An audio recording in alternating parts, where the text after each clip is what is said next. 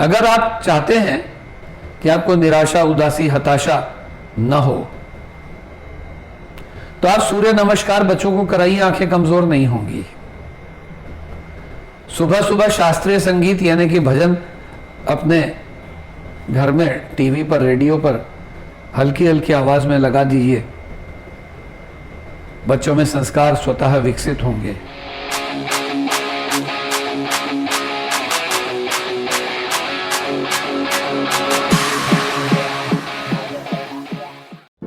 Dear family members of Rosemary and countrymen, पिछली चर्चा में हमने उन बच्चों की बात की थी जो आमतौर से 9, 10, 11, 12 के होते हैं और उनका जो सोचने का तरीका होता है, अंडरस्टूड है कि उनके जो पेरेंट्स हैं उनकी एज इन बिटवीन 40 to 50 होनी चाहिए। आज हम बात करने जा रहे हैं उन बच्चों की जो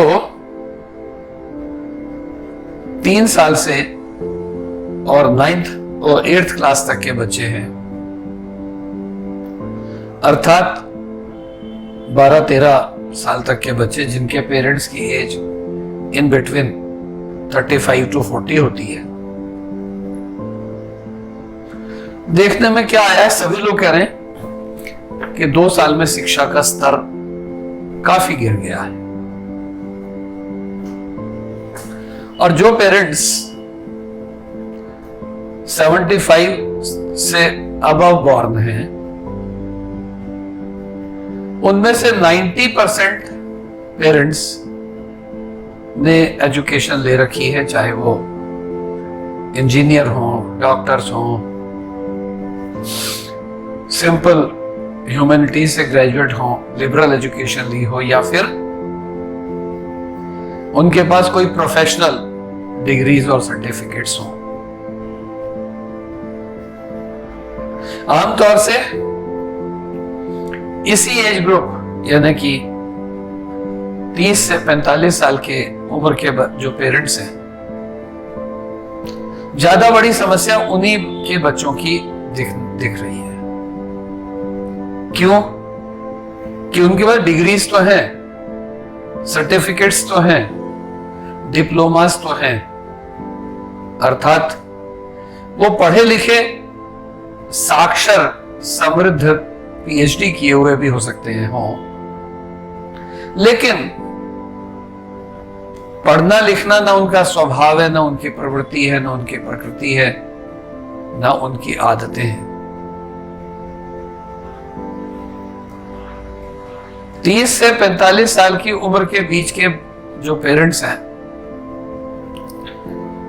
या 25 से 45 साल की उम्र के जो पेरेंट्स हैं, उन्हें व्हाट्सएप करना, देखना, सोशल साइट पर जाना, घूमना, क्या हमने बाथरूम में पहना और क्या हमने किचन में पहना हुआ था, क्या हम पार्टी में पहने हुए थे, इसको एक्सपोज करना, इसको शो करना, इसको प्रेजेंट करना, इसका डेमो देना, ये उनकी प्राथमिकता बन गई है।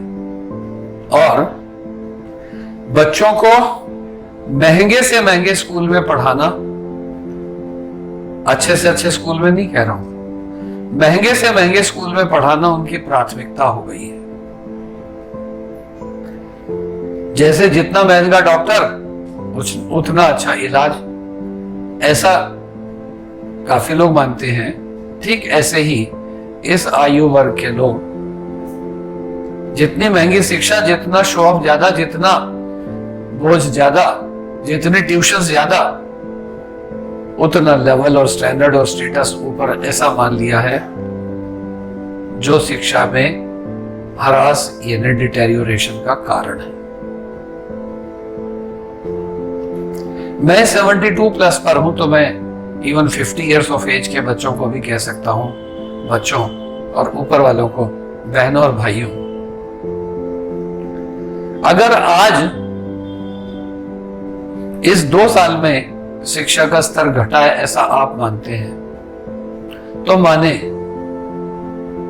मैं ये मान रहा हूं, मैं ये समझ रहा हूं, मुझे ये लग रहा है कि 74 में मैंने जब एजुकेशन में पोस्ट ग्रेजुएशन की, मेरठ कॉलेज ज्वाइन किया, उसके बाद से डिटेरियोरेशन इन एजुकेशन बहुत धड़ल्ले से स्टार्ट हो गया था, तब से होता ही जा रहा है। और आने वाले युगों में अवेकनिंग यानी जागृति, चेतना तो बढ़ेगी, क्योंकि प्रिंट मीडिया की जगह पर इलेक्ट्रॉनिक मीडिया ने प्लेस ले ली है। तो आपको दिखता भी है, सुनता भी है। इसलिए चाहे वो ग्रामीण क्षेत्र के लोग हों या शहरी बाशिंदे, सभी लोग सुनने और देखने के कारण से पढ़ना और लिखना भूल चुके हैं। अगर कहना है आई लव यू तो कह देते हैं ILU। YOU का भी यू बना देते हैं। तो बच्चों को स्पेलिंग कैसी आएंगी जब आपका हाथ चलता ही नहीं है। जब हम कहते हैं कि mother is the first teacher of the school and mother is the first doctor of the school and mother is the first head mistress of the home, तो स्कूल घर है, घर स्कूल है, इसे मान लेंगे तो अच्छा होगा। और केयरफुलनेस, अटेंशन, डिवोशन पेरेंट्स में फादर की भी बढ़ जाए, वो थोड़ा शाम को शराब पीने से पढ़ाने पर आ जाएं, बातें करने से, व्हाट्सएप करने से बच्चों की अपब्रिंगिंग पर ध्यान दे दें तो ज्यादा अच्छा होगा। कारण अगर आप व्हाट्सएप कर सकते हैं तो बच्चे भी अपने फोन पर गेम खेल सकते हैं। और गेम खेलने से आप रोक नहीं पाते। क्यों? क्योंकि वो क्या कहते हैं, हम स्कूल वर्क कर रहे थे, हमें जो होमवर्क मिला है वो कर रहे थे। हम अपने, यानी आपने उन्हें तब से झूठ बोलना सिखाई दिया जब से आप कहते हो कि कह दो पापा घर पे नहीं है। तो उस नेचर को अभी बदलना आसान है, अदरवाइज बच्चों की आंखें वीक हो रही हैं, बच्चों के कानों से वो बहरे हो रहे हैं, आंखों से अंधत्व आता जा रहा है, कानों से बहरापन आता जा रहा है, और भाषा में अकड़ बढ़ती जा रही है,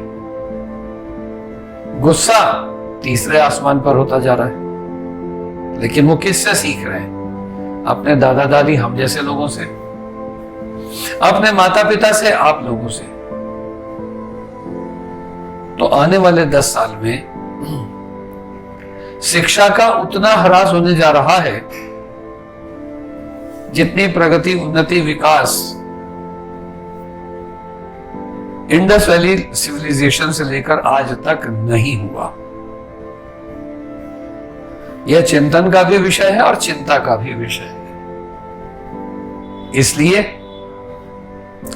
चाइना अगर हैवानियत पर उतरकर विश्व विनाश को कगार पे ले जाने के लिए है, तो हमारा भी कुछ कंट्रीब्यूशन इसमें है, क्योंकि हम स्वस्थ, मानसिक रूप से, शारीरिक रूप से, आध्यात्मिक रूप से, भौतिक रूप से व्यक्तित्व निर्माण नहीं कर रहे हैं। ज्ञान और शिक्षा में यही बेसिक अंतर है कि ज्ञान से हमें सूचना और जानकारी मिलती है। जब तक ज्ञान को विज्ञान नहीं बना देते, जब तक उसे जीवन में उतार नहीं लेते, तब तक वो जीवन में उतरने के कगार पर, संस्कार पर नहीं आता। संस्कार और शिक्षा, संस्कृति और शिक्षा, आचार विचार और शिक्षा, ये पर्यायवाची ही तो हैं, दीपक ही तो हैं, मोमबत्तियां ही तो हैं, आधार ही तो हैं। उनके लिए हमें सजग होने की आवश्यकता है। साथियों, जब मैं एक अध्यापक के रूप में अपने आप को एक विद्यार्थी के रूप में देखता हूं, तो मैं 60 साल उससे नीचे सभी लोगों में संकल्प का अभाव पाता हूं।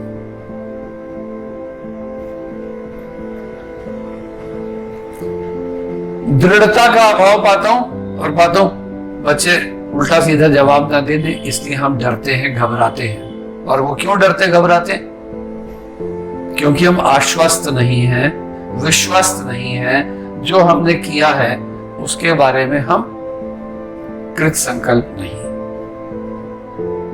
हम डरते हैं कि बच्चे क्या कहेंगे, बेइज्जती कर देंगे, लोग क्या कहेंगे।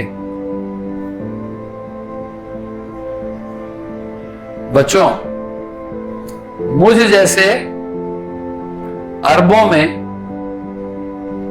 अगर 10 अरब की आबादी है तो 10 या 20 भी लोग होंगे नहीं जिन्हें इस बात से डर न लगता हो कि लोग क्या कहेंगे। मुझे ये तो लगता है कि लोग क्यों कहेंगे, इसलिए कहेंगे कि हम कुछ ऐसा कर रहे हैं।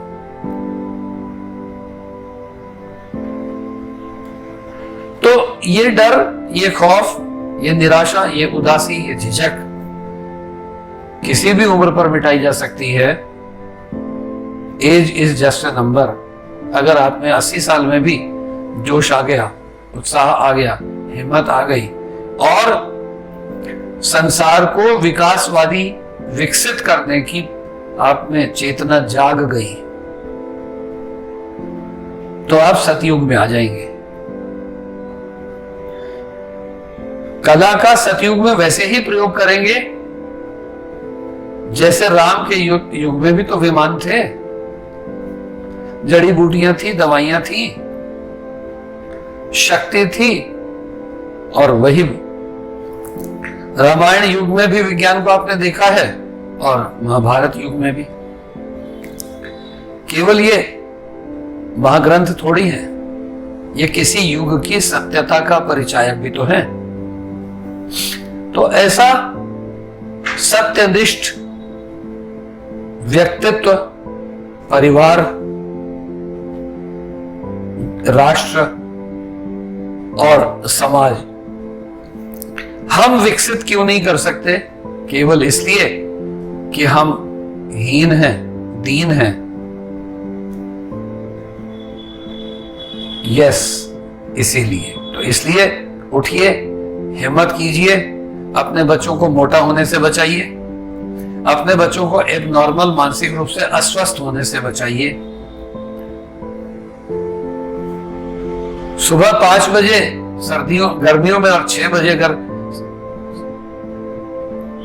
सर्दियों में उठ भी जाते हैं तो आप मरेंगे नहीं। लेकिन आप बच्चों से तो कहेंगे उठना चाहिए, आप कहां उठते हैं? रात को 11-12 बजे तक शराब पी करके खाना खाने 2 बजे तक रहते हैं। तो फिर आप खुद तो उठते नहीं, दूसरों से अपेक्षा करते हैं। सिद्धांत रूप में ही गलत है ना।